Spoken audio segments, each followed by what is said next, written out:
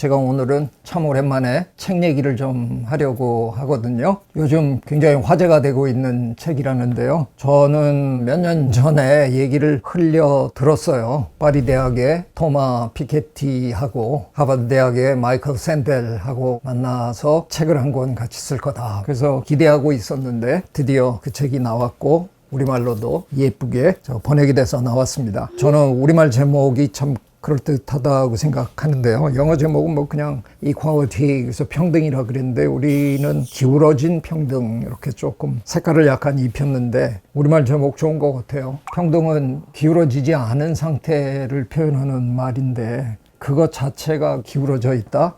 이거 굉장히 심각한 얘기잖아요.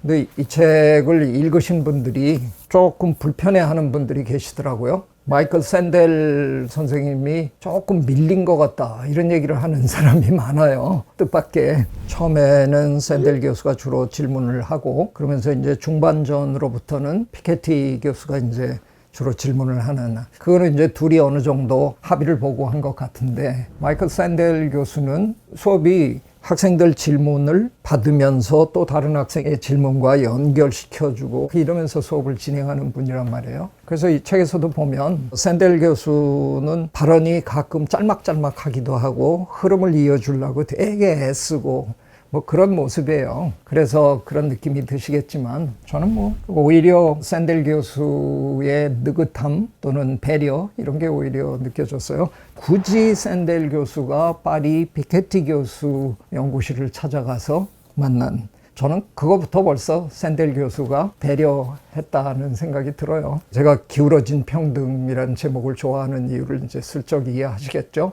두 분 사이에도 약간 기울어진 평등이 있어 보이는데 결과적으로는 그렇게 기운 건 아니다. 샌델 교수를 좋아하시는 분들이면 너무 걱정 안 하셔도 된다는 생각이 듭니다. 책에서는 세 가지 불평등을 얘기하잖아요. 경제적 불평등, 정치적 불평등, 사회적 불평등. 근데 저는 뭐 정치적 불평등은 약간 스쳐가는 것 같은 느낌이 들었고요. 제가 판단하기에는 이 책이 보여주는 전체 주제는 부의 불평등이 어떻게 사회 불평등으로 이어지느냐. 결국은 이 돈이 우리 현대사회에 얼마나 어마어마한 영향을 미치고 있나 하는 그거를 두 학자가 완벽하게 합의를 갖고 여러 가지 방향에서 얘기를 나눈 거라고 생각합니다. 두 분이 똑같이 강조해서 하는 얘기 중에 하나가 누진세잖아요. 저는 처음 알았어요. 1940년에서 1960년대에 미국의 최고 세율이 82%까지 달했다. 그러니까 그 당시에는 미국의 부자들은 어마어마한 세금을 냈다는 거죠. 그 60년대에 그런 어마어마한 세율의 부담을 안고도 미국 경제가 흔들렸느냐? 전혀 아니라는 거죠. 오히려 어떤 의미에서는 미국이 세계 최강대국이 되는데 그게 가장 큰 힘이 됐을 거라는 거죠. 그렇게 걷어들인 세금으로 우리가 기본제라고 부르는 것들, 교육이나 의료 가장 큰 거잖아요. 아니면 우리가 받고 있는 여러 가지 공공 서비스들, 미국 사회에 그런 기반이 확실하게 만들어지면서 미국이 유럽과의 경쟁에서 뭐 비교가 안 되는 어마어마한 나라로 성장하게 된 거라는 거죠. 샌델 교수님도 그 점에 대해서 아주 명확한 설명을 하시더라고요. 저는 이 점이 지금 이 순간 우리가 이제 새로운 대통령을 뽑고 새로운 정권을 맞이하는 이 순간에 충분히 한번 곱씹어 볼 만한 내용이라고 생각해요. 이른바 기본 시리즈가 있잖아요. 진보 진영에서 얘기하는 기본 시리즈, 기본 소득. 그런 것들이 왜 중요하냐 하는 거를 두 석학이 굉장히 설득력 있게 설명했다고 생각해요. 저는 뭐 개인적으로는 얼마 전부터 기본 시리즈의 결정판으로 기본 생존이라는 개념을 혼자 이렇게 좀 정리를 하고 있어요. 이게 기본 소득에서 끝날 게 아니라 생존권 전체에 대한 기본적인 밑바탕이 마련돼야 되는 거 아니냐. 농경 시대에 우리가 농사를 지을 때와 지금은 굉장히 달랐잖아요. 예를 들어서 모내기 하는 날, 대체로 큰아들은 어느 집이나 성실하잖아요. 어쩔 수 없어요. 아버지 옆에 딱 붙들려가지고 같이 아버지랑 일할 수밖에 없어서 결국은 성실한 사람이 되는 거고, 약간의 허술한 틈을 타고 요 어느 집이나 요 둘째 아들은 이제 도망치잖아요. 일을 한 놈이나 안 한 놈이나, 일을 많이 한 놈이나 적게 한 놈이나 밥은 다 같이 먹었잖아요. 그게 농경시대였죠. 근데 이제 근대 직업사회로 들어오면서 도시로 우리가 몰려오면서 익명사회가 되고, 직업이 없는 자 밥도 먹지 말아라, 이런 사회가 된 거잖아요. 저는 어떤 의미에서는 우리가 농경사회로 되돌아갈 필요가 있다고 저는 늘 생각하는 사람이거든요. 적어도 밥은 다 같이 먹고 지내는 게 어떨까. 그런 차원에서 기본 소득 수준에서 끝낼 게 아니라 기본 생존을 얘기해야 되는 거 아니냐. 저는 특별히 이 책 읽으면서 이 두 분의 석학이 그런 얘기를 지금 이 책에서 하고 있구나 하는 생각이 참 많이 들었어요. 그러면서 피케티 교수가 한 얘기 중에 굉장히 재밌는 부분을 저는 발견을 했는데, 시간 얘기를 하더라고요. 어떤 사람이 하루에 번 돈을 다른 사람은 1년 동안 일을 해도 제대로 못 번다. 그럼 그게 결국은 시간이라는 거죠. 시간 구매력에 엄청난 불균형이 생겼다는 거잖아요. 저 오래전에 본 영화가 생각났어요. In Time이라는 영화거든요. 팔뚝에 앞으로 살아갈 시간, 남은 시간이 이렇게 찍혀 있어요. 그 영화에서 보면 1년씩 단위로 살게 되더라고요. 1년이 주어지고 시간을 더 벌지 못하면 이제 그걸로 죽는 거고 사라지는 거고, 시간을 벌면 더 사는 거고. 근데 여기서 어마어마한 빈부격차가 나타나는 그런 영화잖아요. 그 영화 굉장히 인상 깊게 봤거든요. 근데 그 얘기를 피케티가 아주 명확하게 짚어내더라고요. 시간 구매력이다. 그렇죠.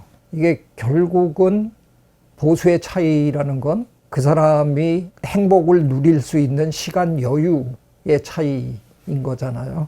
어쩌면 우리 사회의 많은 분들은 그저 살아남기 위해서 자기의 모든 시간을 노동에 그냥 투자해야만 버틸 수 있는 그런 사람들이 있는가 하면, 또 반대편에는 너무 쉽게 모든 걸 다 손에 거머쥐는 그런 사람들이 있다는 거죠.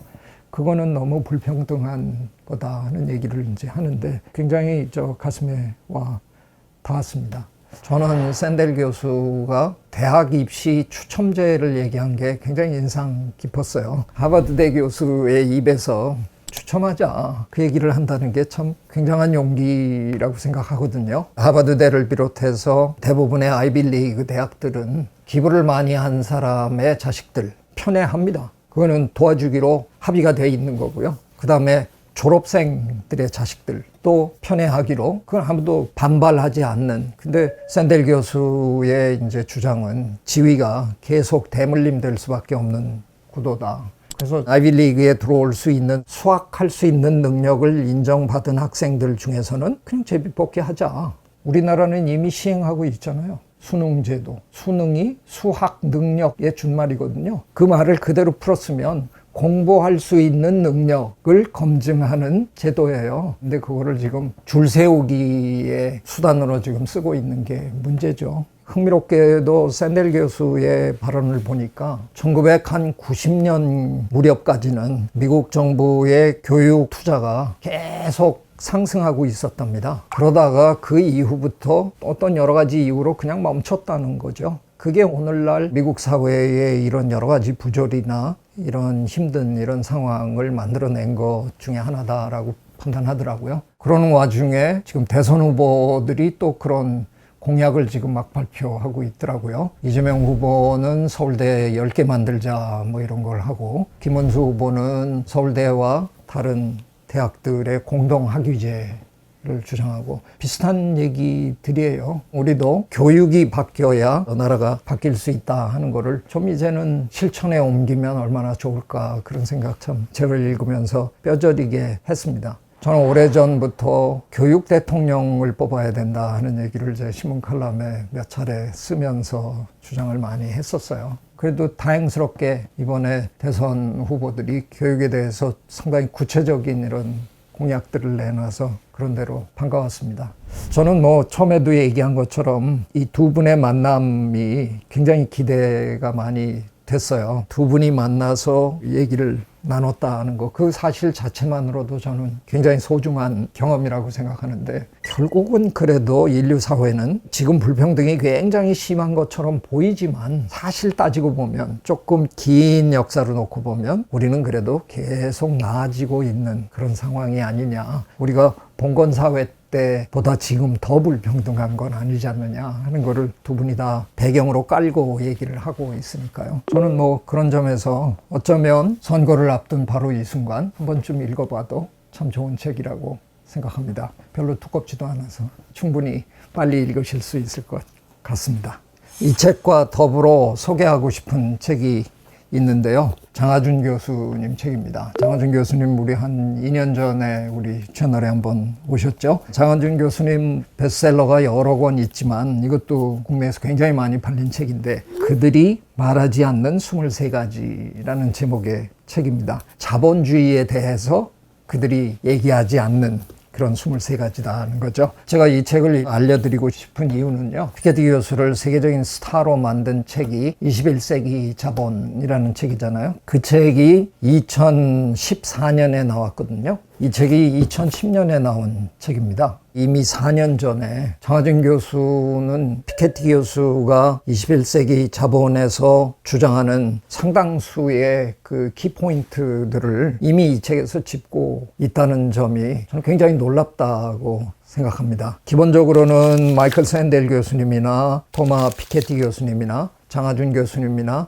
다 공유하는 기본 개념이 있잖아요. 세계화에 반대하는 분들입니다. 그 세계화가 결국은 불평등을 더 강화시킨다는 거에 다 동의하시는 분인데, 챕터 중에 이런 제목이 있어요. 자유시장 정책으로 부자가 된 나라는 거의 없다. 기울어진 평등에서도 두 가지 얘기를 하잖아요. 시장주의와 능력주의. 이 두 개가 어떻게 보면 지금 현대사회의 불평등을 일으킨 가장 중요한 원인들 중에 하나다라는 거죠. 왜냐하면 우리 사회에 필수적인 노동을 하는 분들이 계신데, 그런 분들의 노동을 바탕으로 해서 그 위에서 성과를 내는 거고 능력을 발휘하는 거지, 그게 없는 상황에서 그 몇 사람의 능력으로만 온전히 우리가 부를 창출한 게 아니라는 거잖아요. 이거 우리 언제 뼈저리게 느꼈습니까? 코로나 시절에 우리는 온몸으로 그걸 다 느껴본 사람들이잖아요. 밤낮으로 그 무거운 옷을 입고 고생한 간호사 선생님들이 없었으면 그냥 이 사회는 붕괴하는 거였잖아요.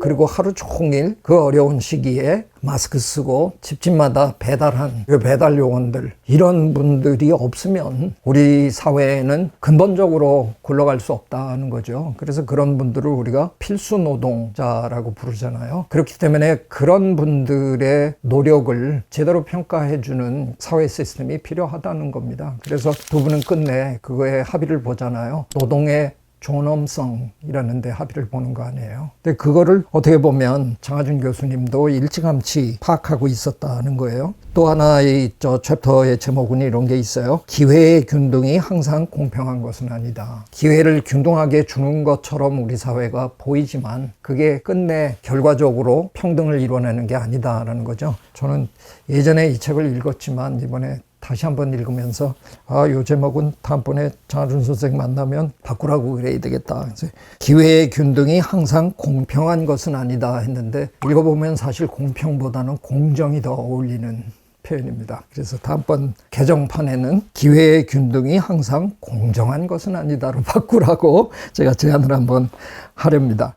우리 사회에 이런 불평등이 그 근원을 따져 들어가면 부의 불평등이 사회 불평등과 아주 그냥 직접적으로 연계되어 있다 하는 거를 받아들일 수밖에 없는데, 내 책 읽으면서 그렇구나, 그렇구나, 그리고 책 덮고 그냥 하시던 일 그냥 하시면 우리 사회의 기울어진 불평등은 바로 잡혀지지 않습니다. 그래서 제가 소개하고 싶은 책이 있습니다. 슈테판 에셀의 참여하라는 책인데요. 불행하게도 이 책은 2012년에 우리말로 번역이 돼서 지금은 품절 됐더라고요. 아마 도서관에 가면 읽으실 수 있으니까 꼭 한번 읽어보시면 좋겠다 말씀을 드리는 겁니다. 이런 책들을 읽고 고개만 끄덕거리는 데서 멈추시면 변화는 안 일어납니다. 이런 기울어진 불평등을 제대로 맞추기 위해서는 우리 한 사람 한 사람이 참여해야 됩니다. 그 무렵에 이 SL 선생님은 분노하라는 책도 같이 쓰셨어요.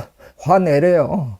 이런 불평등에 이럴 수 있느냐. 그래서 분노하라고 막 부추깁니다. 그리고 참 명확하게 짚어주시는 게 현명한 정치인을 뽑아라. 언론을 바로잡아라. 라는 얘기도 하십니다. 지금 이 순간 대한민국에 너무 적절한 말씀을 십몇 년 전에 이미 하신 겁니다. 저는 한 번쯤 꼭 읽어보시고 가르침을 받으시면 좋겠다는 생각을 합니다. 이 책에서 제 마음속에 꽂히는 건 세계 시민주의라는 표현이에요. 각각의 나라가 자기네만 잘 살겠다고 이렇게 아등바등하는 지금 현대사회에서 인류 전체가 공유해야 되는 어떤 개념이나 어떤 목표가 있어야 된다는 걸 말씀하시는 거죠. 그것도 우리는 상당히 소중하게 받아들여야 된다고 생각합니다. 이제는 어떻게 보면 세계 시민이라는 의식을 가져야 되는 그런 시대에 우리가 살고 있잖아요. 이상하게 최근에 여러 나라의 정치인들이 그 흐름을 역행하고 있는 거 참 안타까운 일이죠. 그래서 이분의 말씀이 정치 지도자 제대로 뽑아라. 표현이 아주 정확하게 현명한 정치인을 뽑아라 이렇게 얘기를 하셨어요. 그래서 그런 이념에 휘둘리지 마시고요. 정말 우리 미래를 책임져 줄 현명한 똑똑한 마음이 제대로 잡힌 그런 지도자들을 우리가 앞으로 뽑아가야 될 거다 하는 생각 해봅니다. 저는 이번 계엄 사태를 겪으면서 굉장한 희망을 읽었습니다. 국회 앞에 모인 대부분의 사람들이 젊은이들이었어요. 그래서 우리의 젊은 세대가 앞으로 몇십 년 동안 정치에 적극적으로 참여하고 관심을 유지해 갈 거라는 생각을 하면 대한민국 좋아지겠네? 그런 생각이 요즘 굉장히 많이 듭니다. 그래서 오늘 제가 세 권의 책을 여러분에게 소개했는데요. 꼭 읽으시면서 투표도 잘 하시고요. 우리 함께 좋은 나라, 좋은 세계 만들어 갔으면 좋겠습니다. 고맙습니다. 구독, 좋아요, I love you.